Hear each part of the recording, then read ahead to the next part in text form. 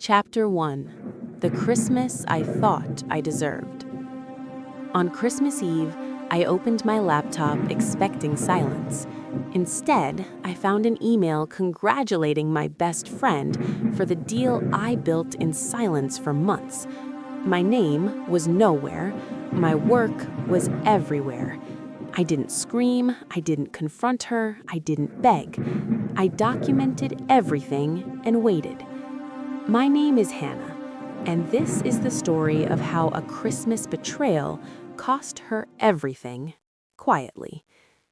The first time I noticed the quiet in my own chest, it was the kind that came after a long storm, when you step outside and realize the air is still, and you forgot what stillness felt like. It was late December of 2024, and Boston looked like a postcard that had been handled too many times.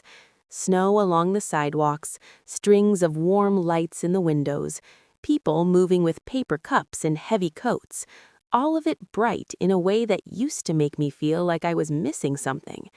That year, it did not feel like a reminder, it felt like permission. I was 38, which is a strange age to admit you are still waiting for your life to start, but I had been waiting for so long it had started to feel normal. Not waiting for love or some fairy tale moment, just waiting for proof that the years I spent grinding quietly, the years I spent getting passed over and staying polite, the years I spent being the woman who fixed everything from the background, had mattered. My name is Marin Caldwell. I work in brand strategy, mostly freelance now, and when people ask what that means, I tell them I help companies sound like themselves. The honest version is that I build stories that sell, and I do it with a kind of precision that looks like calm from the outside. Inside, it has always been a little desperate. That December, I had a contract on the line that could change everything. It started in August when an email came in from someone named Daniel Ortiz, a partnerships director for a high-end wellness brand based in New York. He wrote like someone who did not have time to impress anyone. Short sentences, clear requests, a meeting link, a date. I stared at his email for a full minute before I clicked accept, not because I was unsure, but because I was trying to let my body catch up to the idea that someone at that level wanted to talk to me. In the first call, Daniel sounded polite and distant, the kind of corporate voice that stays the same whether you are hearing good news or bad. He told me they were considering a rebrand to launch in early 2025, and they needed someone to lead the messaging strategy. Not an agency team, a single person who could keep the voice consistent and the process clean. I told him I could do that. I did not tell him that in 2021, I had walked away from a top agency job without a goodbye party because my hands were shaking too badly to hold my coffee, and I was tired of pretending I was fine. I did not tell him I spent 18 months in what I called a sabbatical and what my therapist called recovery. I did not tell him how hard it was to come back and realize the industry moved on without me, like I had never been there. Instead, I told him about frameworks, research, consumer insight, voice guidelines. I spoke like a woman with her life in order because that is what the world rewards. When we ended the call, Daniel said he wanted a proposal by mid-December. He said they were interviewing 3 other candidates. He said they would move fast after the holidays. I thanked him, and when the screen went dark, I sat in my kitchen with my laptop open and my hands flat on the table, breathing like I had run up a flight of stairs. Outside my apartment window, the city had already started dressing itself for Christmas. Wreaths on doors, pine garlands along brownstone railings, the little bakery down the street stacking boxes tied with red ribbon. It all looked soft and hopeful, and I hated that hope had the power to scare me. That night, I texted the only person who had been in my life long enough to know what this meant. Her name was Sloane Avery, and we had been friends since 2010, since we were both junior strategists and both too hungry to admit we were afraid. Back then, we survived on cheap salads and long nights, and the promise that one day the work would notice us. Sloane had always been the loud one, the one who could walk into a room and act like she belonged even when she did not. I had always been the one behind her, editing her deck at midnight, rewriting a tagline in the morning, smoothing the sharp edges so the whole thing looked effortless. You would think that kind of history builds loyalty. It does until it builds entitlement. When I told her about the contract, she called me immediately. Her voice came through my phone like bright perfume. "Marin, this is it. This is the one. You are ready." I smiled, even though she couldn't see me. "I know," I said. She asked for details, the brand, the scope, the timeline. She asked with a casual interest that sounded supportive. And maybe it was. Maybe it still was at that point. When I told her the proposal was due mid-December, she laughed, quick and warm. "Send it to me before you submit. I'll do a final pass. You know I have a good eye for pitch language." I hesitated for a second, and I told myself not to make it weird, not to overthink. We had been doing this for each other for years. So I said yes. The next few months were a blur of work and restraint. I built the strategy in layers: brand audit, competitive mapping, voice pillars, a narrative arc that felt human without being sentimental. I created a deck that read like a promise, and I did it with the way I always do, with a steady hand and a tight chest. Every time my mind tried to wander into panic, I pulled it back with a task, an outline, a new slide, a better verb. I told myself this was what getting your life back looked like. Not fireworks, not applause, just consistency. By December 15th, my proposal was ready. It was 72 slides, clean and elegant, with a voice guide that felt like a spine. I had worked on it so long I could have recited it in my sleep. I exported it twice, once with my internal notes, once as a client-ready version.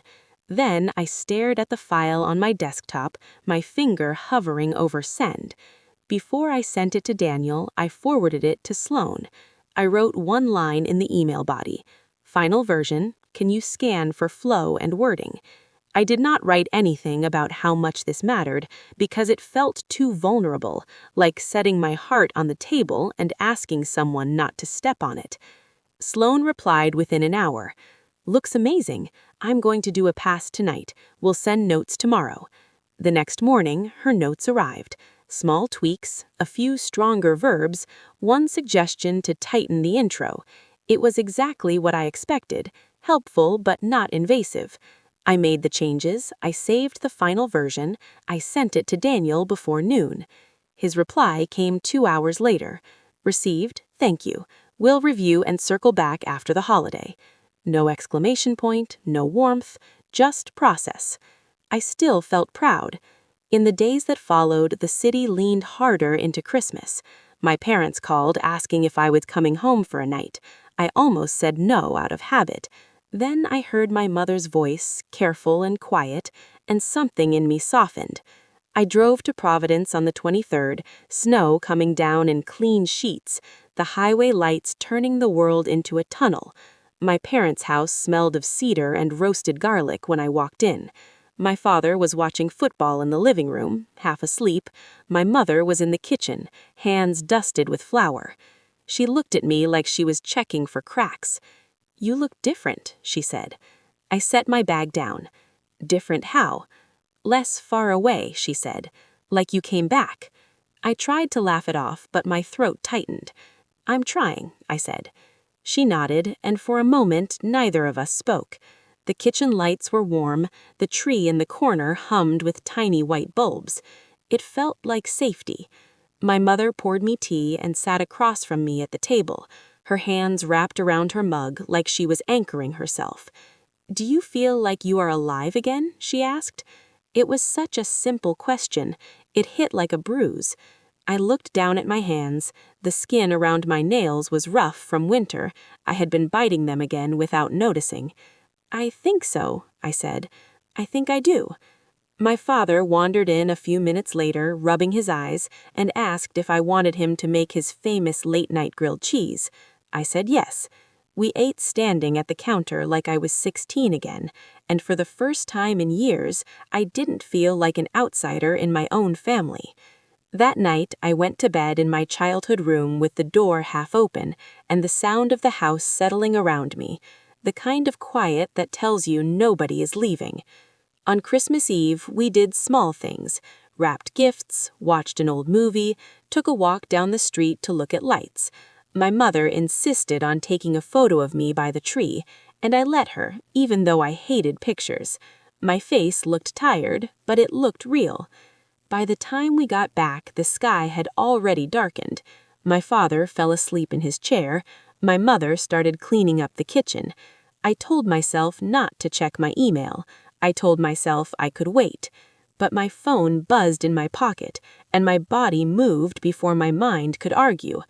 I went upstairs, sat on the edge of the bed, and opened my laptop just to make sure nothing urgent had come in, just to prove I could look without spiraling. My inbox loaded slowly on the weak house Wi-Fi. A few promotional emails, a calendar reminder, a holiday greeting from an old coworker. Then one subject line stopped my breath. Congratulations, Sloan Avery. Next steps for 2025 launch. For a second, my brain refused to understand what my eyes were seeing. It was like reading the wrong name on a headstone. The letters were there, plain and certain, and my mind kept trying to rearrange them into something else. I clicked it. The email opened, and the world narrowed into a rectangle of text. Daniel Ortiz, his signature, the brand logo.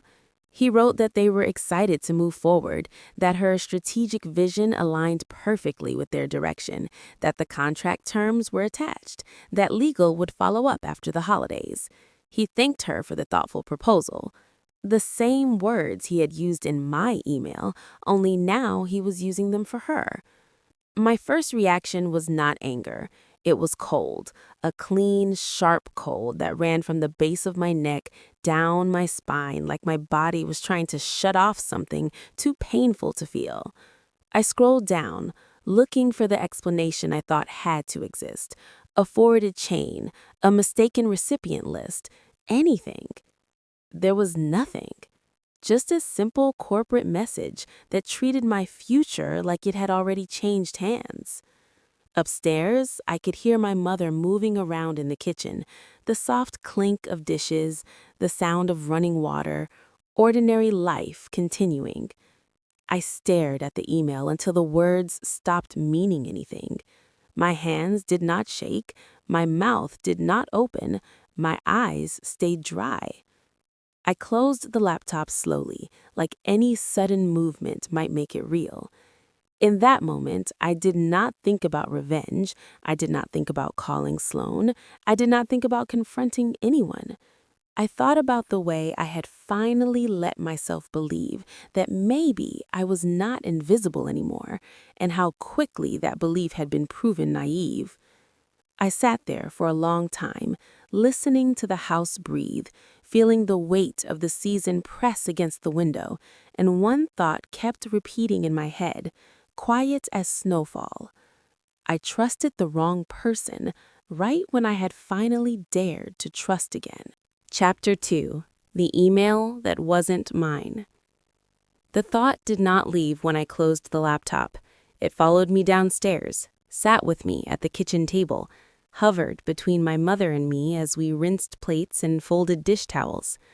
I trusted the wrong person was not something I said out loud. It stayed lodged somewhere behind my ribs, quiet and sharp, like a splinter you cannot reach. I slept badly that night, not the kind of tossing and turning that comes with panic, but a shallow sleep where every sound pulls you back to the surface. The house creaked, the heat clicked on and off. Somewhere down the hall, my father coughed in his sleep. Each time I opened my eyes, I half expected the email to have been a dream. It was not. At 6 the next morning, I was awake, sitting on the edge of the bed with my laptop open again, as if staring at the screen long enough might rearrange reality. The subject line was still there in my inbox. The words were still exactly the same. Congratulations, followed by someone else's name. I opened the email again, slower this time, forcing myself to read every line. Daniel Ortiz wrote with the same tone he had used with me, polite, efficient, no wasted language. He thanked her for the thoughtful proposal. He said her strategic vision was mature, timely, deeply aligned with where the brand wanted to go in 2025.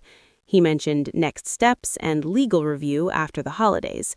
Those 3 words hit hardest. Mature, timely, deeply aligned. They were mine. I had used them in my own notes. I had said them out loud during our call back in September, careful not to oversell, careful to sound grounded. Seeing them reflected back under her name felt like hearing my own voice come out of someone else's mouth. My first instinct was still denial, a misfire, a forwarded chain sent by accident, a scheduling mistake. Corporate systems are messy. People click the wrong thing all the time. I scrolled up, searching for context that was not there. There was no thread, no previous replies, no explanation hiding above the fold. Just a clean decision that did not include me. I closed the laptop and went downstairs.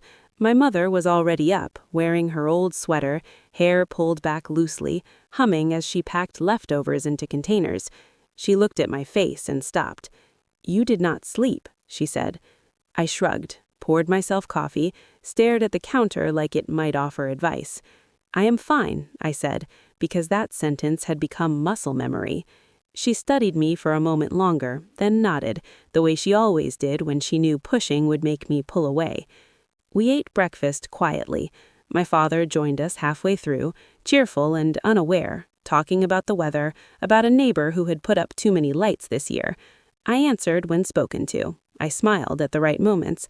I played my role. Inside, I was still standing in front of that email. By mid-morning, I knew what I had to do, even if I did not want to admit why. If this was a mistake, it would be cleared up quickly. If it was not, I needed to hear that from the source, not from my imagination. I opened my laptop again and drafted an email to Daniel. I kept it neutral, professional, almost detached. I wrote that I hoped he was having a good holiday. I asked if he could clarify the final selection timeline and confirm the execution lead on the project, as I was planning my availability for January. I read it 3 times, making sure there was no accusation hiding between the lines, no emotion, just process. Then I sent it. The rest of the day stretched long and hollow. I took a walk around the neighborhood, hands shoved into my coat pockets, watching families come and go with wrapped boxes and paper bags. I helped my mother make soup. I listened to my father tell the same story twice without correcting him. Every few minutes, my phone buzzed with something that was not the email I was waiting for. By the time I drove back to Boston that evening, snow had started falling again, thick and quiet. The highway blurred under my headlights. I drove slower than usual, not because of the road conditions, but because I felt like I was suspended between 2 versions of my life, and I did not want to arrive at either one yet. The reply came the next afternoon, 36 hours after I sent my message. I was sitting at my kitchen table, laptop open, pretending to work on something else, when the notification popped up. Daniel's email was shorter than mine. He thanked me for following up. He said they had completed their internal review and moved forward with an exclusive agreement with another candidate. He confirmed that the contract had been signed prior to the holiday. He wished me well in the new year. There was no apology, no acknowledgement of overlap, no mention of confusion. It was clean, final, closed. I read it twice, then a third time slower, as if there might be a crack in the language if I examined it closely enough. There was not. I did not cry. That surprised me. Instead, I felt something shift. The denial drained out of me, replaced with a quiet heaviness that settled behind my eyes, the kind that doesn't explode, but sinks.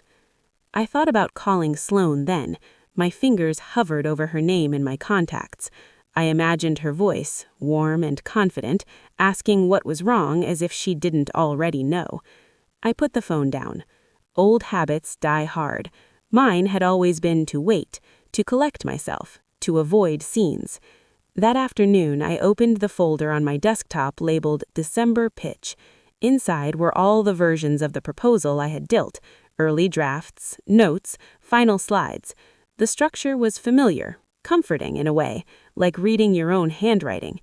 I clicked through the deck slowly, noticing details I hadn't paid attention to before. The phrasing I always used to transition between sections, the way I framed challenges as opportunities without sounding naive, the particular rhythm of my conclusions. It felt intimate, almost embarrassing, like seeing yourself reflected too clearly. Later that week, back in Boston, I attended a small networking mixer I had already committed to before the holidays. It was held in the back room of a co-working space, folding chairs arranged in loose circles, wine poured into plastic cups. The kind of event that rarely leads to anything, but feels necessary to show up to anyway. I almost skipped it. Then I remembered how invisible I felt sitting alone in my apartment, and I went. About halfway through the evening, I ran into someone I recognized but did not know well. Her name was Rachel Kim, a project coordinator I had crossed paths with once or twice on past work. She smiled politely when she saw me. We exchanged small talk, the weather, year-end fatigue, the usual. At some point, she tilted her head and said she had seen a deck recently that reminded her of something you used to do. I asked her what she meant. She shrugged, casual, like she was commenting on a color palette. The flow, the language, it felt familiar. I remember seeing your name in the metadata once, she said. She did not look at me when she said it. She took a sip of her wine, already mentally moving on. I stood there, nodding, my body suddenly very still. She did not accuse anyone. She did not lower her voice. She did not seem invested in the comment at all. That was what made it land. We talked for another minute about something else, then drifted apart. I barely remember how the conversation ended, only remember the way my hands felt, warm and cold at the same time. When I got home that night, I did not pour a drink or call a friend. I went straight to my laptop and opened the original file again. This time, I did not read the content. I clicked into the file properties, the metadata, the timestamps, the version history. There it was. Every save, every edit, dates and times lined up like a quiet record of my effort, my name embedded in places most people never think to look. For the first time since Christmas Eve, the ache in my chest sharpened into something else. Not anger exactly, more like clarity. I leaned back in my chair and stared at the ceiling, the hum of the refrigerator filling the silence. The question that had been circling in my head since that first email finally settled into focus. If I stayed quiet now, if I let this slide the way I always had before, what exactly was I teaching the world about my place in it? I did not need to know why she did it anymore. That question belonged to the past. What mattered was whether I was willing to disappear again to keep the peace. Chapter 3.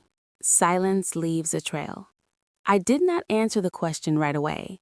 I let it sit with me, heavy and uncomfortable, the way truths do when they finally ask for a response. Instead of calling Sloan, I opened a new folder on my desktop and named it simply Records.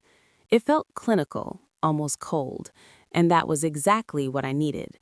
If I let myself spiral, I would either explode or collapse, and neither would help me now. I started with the basics. I saved every email related to the pitch, the original outreach from Daniel Ortiz, my replies, the calendar invites, the confirmation that my proposal had been received, the follow-up message that told me everything was already decided. I exported them as PDFs and labeled them by date, forcing myself to slow down enough to be precise. Next came the files.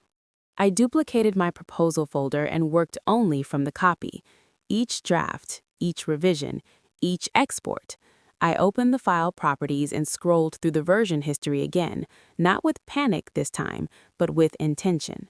Dates, times, my name attached to every save like a quiet signature. As I worked, my father's voice came back to me, uninvited but steady. He used to say it when I was a teenager and wanted to argue my way out of trouble. Do not raise your voice unless you have something solid to put on the table. At the time, I thought he meant restraint. Now I understood he meant leverage. That night, I did something I had been avoiding. I opened the deck Sloan had presented. I had not seen it before. I had only heard about it through fragments and assumptions. Getting my hands on it was easier than I expected. Someone forwarded it to a shared industry Slack channel, praising the clarity of the strategy. I downloaded it without commenting. I sat at my kitchen table with my laptop open and a cup of coffee going cold beside me. The apartment was quiet in the way it gets after 9, when the city finally exhales. I clicked through the slides slowly. The structure hit me first, the way the story unfolded, the sequence of insights, the language choices. It was not identical. She was careful. She had changed enough to create distance, but not enough to erase the source. I recognized the spine immediately. The same opening tension, the same reframing of the core problem, the same subtle shift in tone halfway through that I always used to signal momentum without calling attention to it. It felt like watching someone wear my coat, not stolen outright, but undeniably mine. My chest tightened, but I did not stop. I took notes, slide by slide, phrase by phrase. I highlighted overlaps. I annotated similarities. I forced myself to stay factual. By midnight, I had a clear picture. This was not coincidence. It was not shared influence. It was not two professionals landing in the same place independently. This was replication. The next morning, I texted Sloan, "Can we grab coffee today?" She replied within minutes, "Of course, same place?" The cafe was one we had gone to for years, tucked on a corner with chipped wooden tables and baristas who remembered your order even when you forgot your own name. I arrived early and chose a seat near the window, my back straight, my hands folded around my cup. When she walked in, she looked exactly like she always did, polished, confident, slightly rushed. She smiled when she saw me. "Hey, you look tired." I nodded. "Long week." She sat down, shrugged off her coat, glanced at her phone, then back at me. "So what is going on?" I took a breath. "I saw the email." Her smile faltered for half a second, just enough. "What email?" "The one from Daniel," I said. "The congratulations email." She leaned back slightly, her expression shifting into something careful. "Oh, that. I was going to call you." I waited. She sighed, like she was already tired of explaining something she believed should be obvious. "Marin, you know how this industry works. They move fast. They needed someone with agency backing, someone visible." I did not raise my voice. "You used my proposal." Her eyes narrowed, not in anger, but in irritation. "I built on it," she said. "That's different." I shook my head. "The structure is mine. The language is mine. Even the transitions." She waved a hand dismissively. "You are being too sensitive. Everyone borrows. Everyone builds on each other. That's how creative work functions." Something in my chest cracked open at that sentence. "So you knew exactly what you were doing." She leaned forward now, lowering her voice like she was offering advice. "You always do this. You make things bigger than they need to be. If you want to survive in this business, you have to stop taking everything personally." I looked at her, really looked at her, and saw something I had been refusing to name for years. She was not confused. She was not defensive. She was comfortable. She believed she had done nothing wrong because she had gotten away with it before. I did not argue. I did not show her notes. I did not mention metadata or timestamps. I simply stood up. "I'm not confused," I said, "and I'm not sensitive." She blinked, surprised. "Then what are you?" I picked up my coat. "I'm done disappearing." I left before she could respond. Outside, the air was sharp and clean. I stood on the sidewalk for a moment, breathing, letting the adrenaline drain from my hands. That conversation had been the last piece I needed. This was not a misunderstanding. It was a choice. That afternoon, I searched for an intellectual property attorney. I did not ask friends for recommendations. I did not post questions online. I wanted someone neutral, someone who wouldn't soften the truth. I booked a consultation with a lawyer named Karen Mitchell. Her office was in a quiet building downtown, all glass and light wood, the kind of space designed to make conflict feel manageable. She shook my hand firmly when I arrived. "Tell me what happened." I laid everything out, the emails, the files, the timeline. I spoke calmly, surprised by how steady my voice sounded. She listened without interrupting, flipping through documents, nodding occasionally. When she finished, she leaned back in her chair. "You didn't lose your idea," she said. "You lost control of your attribution." I frowned slightly. "What does that mean?" "It means your work was used without permission in a way that violates intellectual property standards, especially given the documented timeline." She paused, then added, "You were not naive, you were generous. There's a difference." I swallowed. "Do I have a case?" Karen nodded once. "Yes, and more importantly, you have leverage." The word landed softly but firmly. She explained the next steps: documentation, formal notice, options that did not involve public drama or personal attacks, a path that relied on proof rather than volume. As she spoke, something in me shifted again. The numbness gave way to focus. The ache sharpened into direction. At the end of the meeting, she slid a document across the desk. "This authorizes me to act on your behalf," she said. "Take it home. Read it carefully. Do not rush." I did not hesitate. I picked up the pen and signed. Walking back to my car, the city looked different. Not kinder, not softer, just clearer. The pain had not gone away. It still lived in my chest, heavy and present, but now it had edges, shape, a way forward. For the first time since that email arrived, I did not feel small. I felt ready. Chapter 4. Karma Doesn't Knock. Readiness felt less like confidence and more like a seatbelt clicking into place.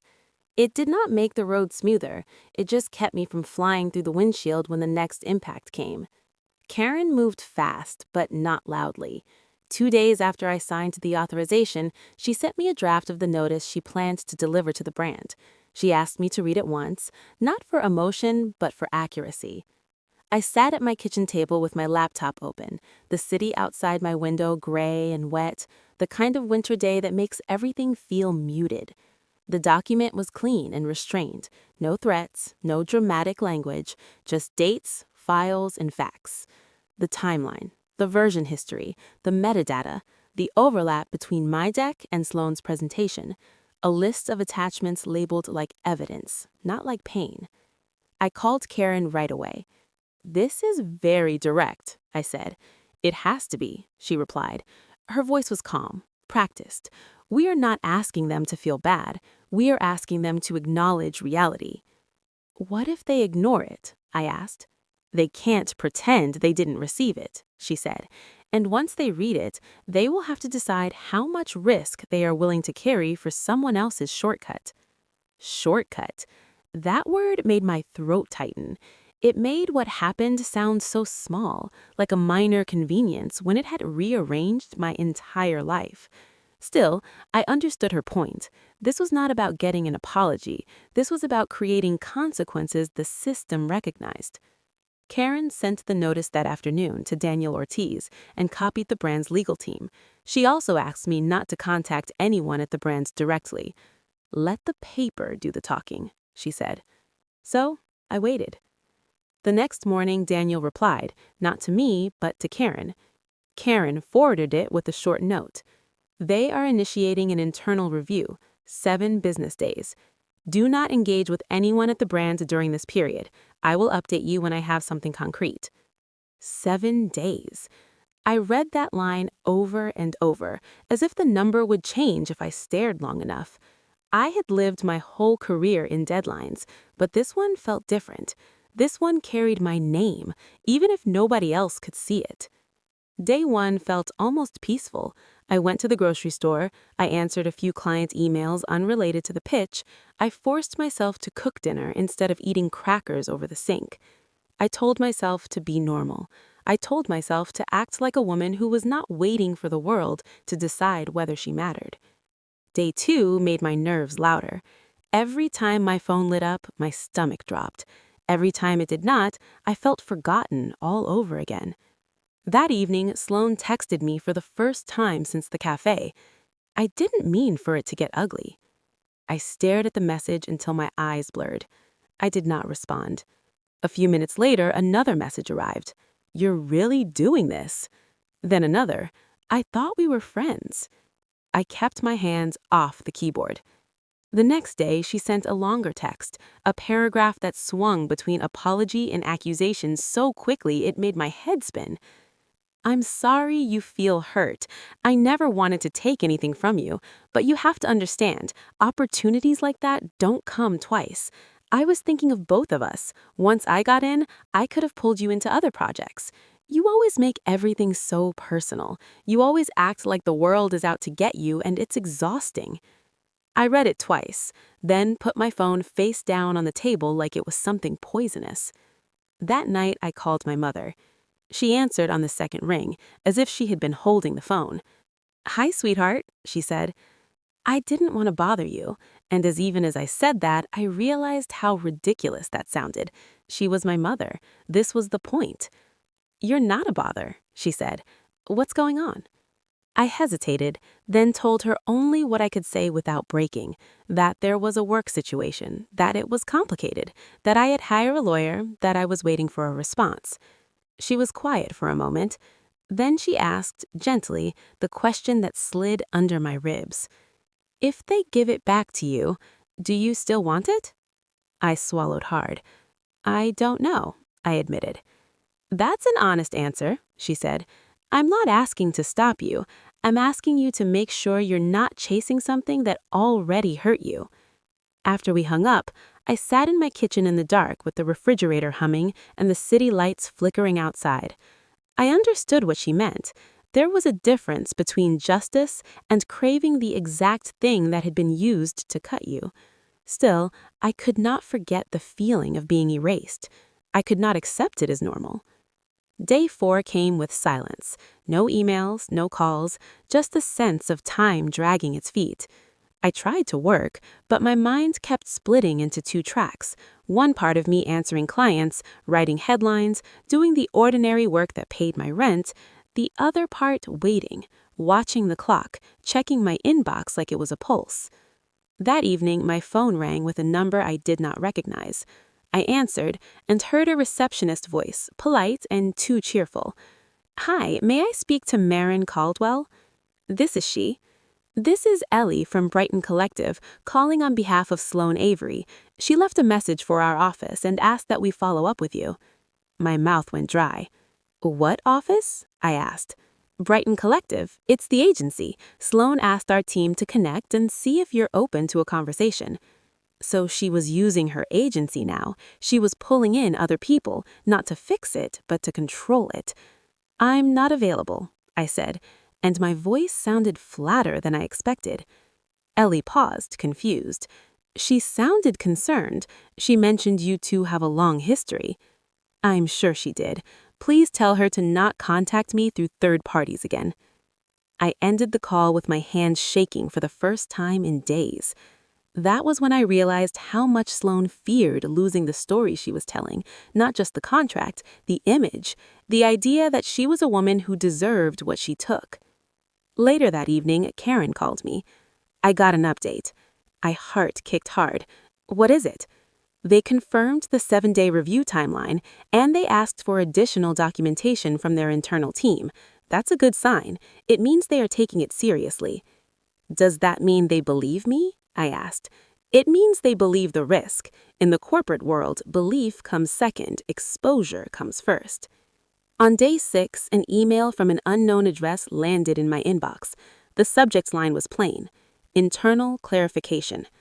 I opened it slowly. It was from someone at Brighton Collective, not Sloan, not a friend, not someone I knew. A board liaison, a name I did not recognize. The email was short. It said they were conducting a review of materials related to the brand's pitch and asked if I would be willing to provide confirmation of original authorship if requested by the brand. My mouth went dry. So the agency board was involved now, not because they cared about me, but because Sloan's choices were dragging them into liability. I forwarded the email to Karen immediately. Karen called within minutes. "Do not answer directly," she said. "What does it mean?" I asked. "It means she has a history," Karen replied. Her voice turned slightly sharper, more focused. "Boards do not move this fast for a first-time incident." I thought of the way Sloan had said, "Everyone borrows, everyone builds," like she had been rehearsing a defense for years. That night, I did not sleep at all. I lay on my back, staring at the ceiling, replaying moments from our friendship that I had always explained away. The time she forwarded a concept I had written and forgot to remove my notes. The time she presented a tagline I had pitched in a meeting and said it came to her in the shower. The small thefts that look like coincidence until you line them up. On the 7th day, at 9:12 in the morning, Karen emailed me. I saw the subject line before I saw anything else. Resolution. My fingers were stiff as I opened it. She wrote that the brand had concluded its internal review. She wrote that the contract previously issued to the selected candidate was being terminated due to violations of professional standards and misrepresentation. She wrote that no public statement would be made. She wrote that their legal team would be in touch regarding next steps. I read the word terminated and felt my breath catch. It wasn't triumph. It didn't feel like fireworks. It felt like a door closing somewhere far away and the echo finally reaching me. I did not cheer. I did not laugh.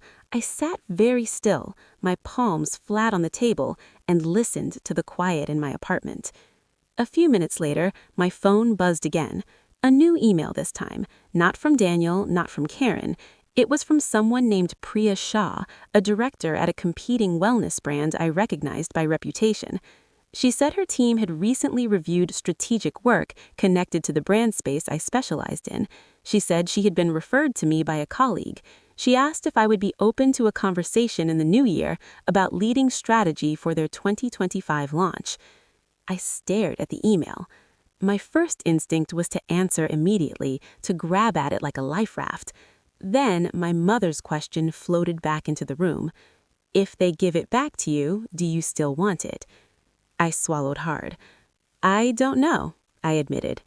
"That's an honest answer," she said. "I'm not asking to stop you. I'm asking you to make sure you're not chasing something that already hurt you." I closed the laptop and stood up. I walked to the window and watched snow start to fall again, light and slow, the city moving underneath it as if nothing had happened. My phone sat on the table behind me, glowing with opportunity. I did not reach for it. Chapter 5. The Future She Couldn't Take.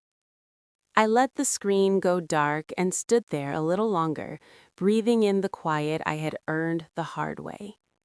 2 days later, I was back at my kitchen table, this time with a different kind of email open in front of me. My name at the top of a contract. Clear language, clean terms, no vague promises, no blurred ownership. My name in places it had never been before. My name is Hannah Pierce. I was 39 that winter, living in Seattle, working as an independent brand strategist after more than a decade inside agencies that taught me how to disappear politely. The new offer came from a consumer wellness company based in San Diego, a competitor to the brand that had cut me out weeks earlier. They wanted me to lead their narrative strategy for a full product launch, not as a consultant in the shadows, but as the architect whose work would be credited and protected. The contract spelled it out in plain language. Creative ownership remained mine. Strategic frameworks could not be reused without written permission. Any adaptation would require attribution. It was not aggressive. It was respectful. I read it slowly, not because I did not understand it, but because I needed to feel it settle into my body. This was not about winning. It was about standing upright without bracing for impact. When I signed, I did not feel triumphant. There was no rush, no surge of victory. There was only a quiet steadiness, like my feet had finally found solid ground. That afternoon, my phone buzzed with a notification I had been expecting and dreading at the same time. It was from Claire Donovan. We had not spoken since the cafe, and I had not responded to any of her messages since then. Seeing her name again did not spike my heart the way it once would have. It landed softly, like something already decided. I opened the message. It was shorter than her others. I heard about the contract being pulled. This got out of hand. Can we talk? I stared at the words for a long moment. The phrasing said more than she probably realized. The contract being pulled. Not her actions, not my work, not the choices she made, just the inconvenience. I typed, then deleted, then typed again.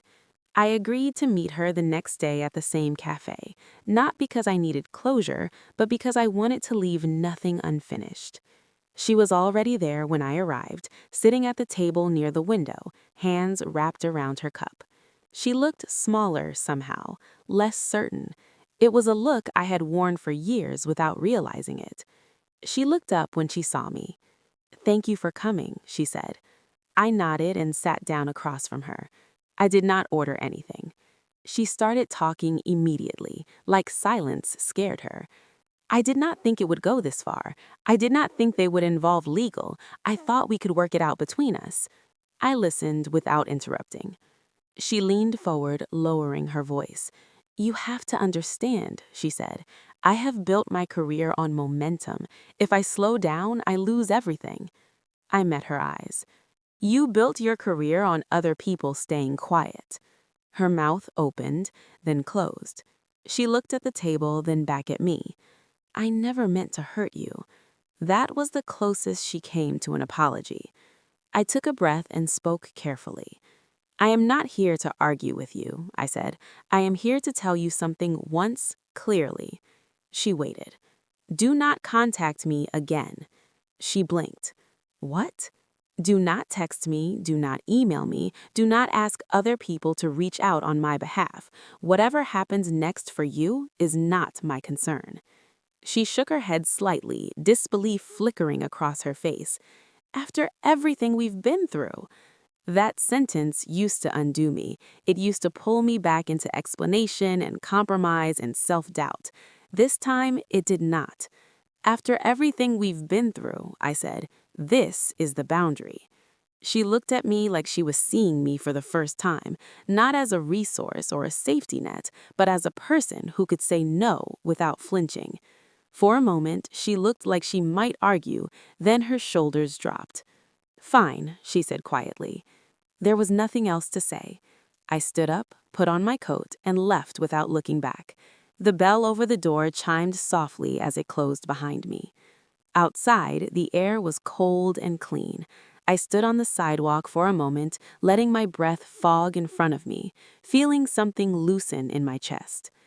Over the next few weeks, the fallout unfolded in the background of my life, distant but visible.